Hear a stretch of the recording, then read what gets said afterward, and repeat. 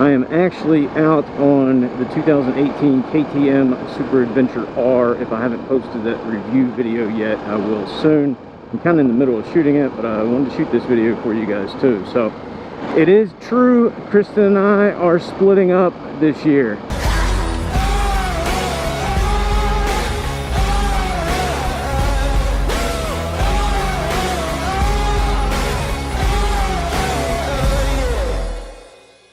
But not for good, just for vacation purposes. You guys know, annually I usually do a pretty big motorcycle trip, and the one I've got scheduled to take off on a little over a week from now, at least at the time of recording this video.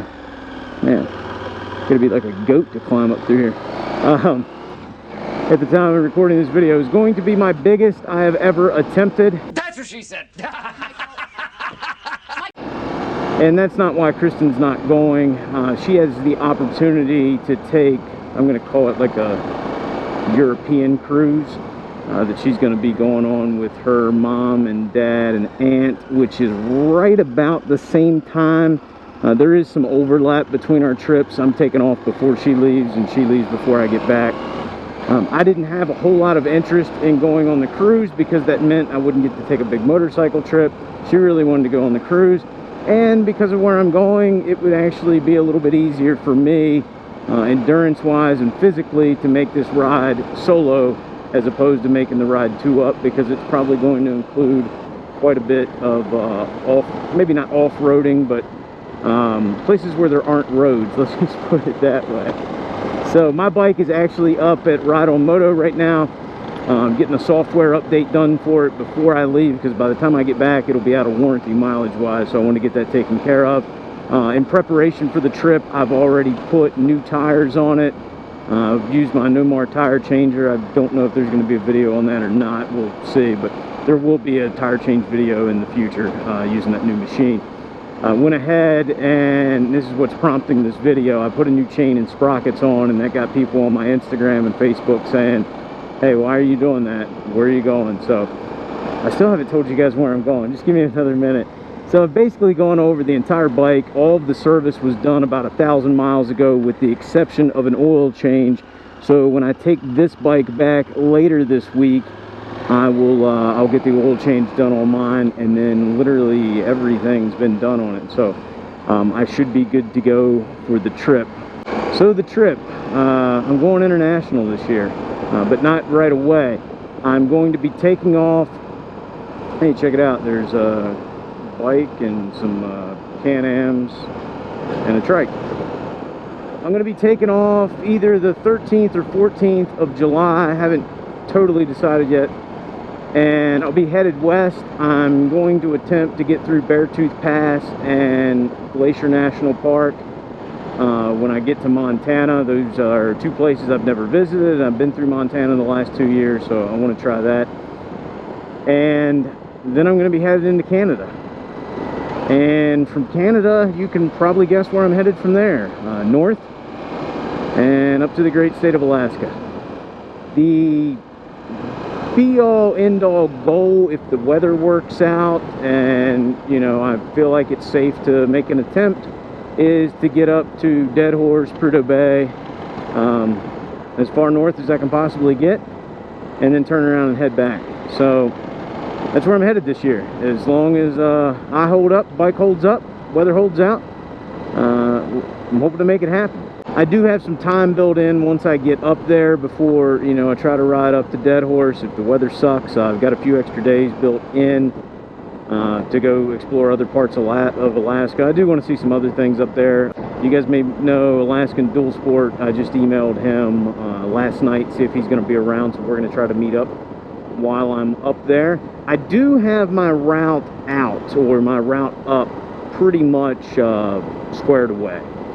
My route back, I'm playing by ear at the moment, and I'll probably plan it along the way as I'm still on my way up to Alaska. Figured out my route back. Part of me wants to go all across Canada and then drop back in, maybe stay my final night at Niagara on the lake and then come back across into the United States there. I haven't fully decided. I've messed around with the idea of dropping down into Michigan or coming up through, coming back through Illinois to meet up with some friends. Don't know. So that is my trip announcement for the year. I am going to be taking a couple of other trips. Kristen and I are looking at Labor Day weekend. I think we're going to ride down to Kentucky, take a long weekend, maybe 4 days, and go hit up some of the distilleries down there we haven't yet visited. That's always a fun ride down there, and you guys know I like my bourbon, so probably going to head down there. I am looking at an October date for another Wild and Wonderful weekend event. I'm messing around with the idea of October 12th through the 14th right now for the actual ride. We'll probably do something the evening before. We're still in the planning phases of that, but I'm hoping to announce it and get it kind of down on the schedule sometime next month, early to mid August, once I get back from my big trip.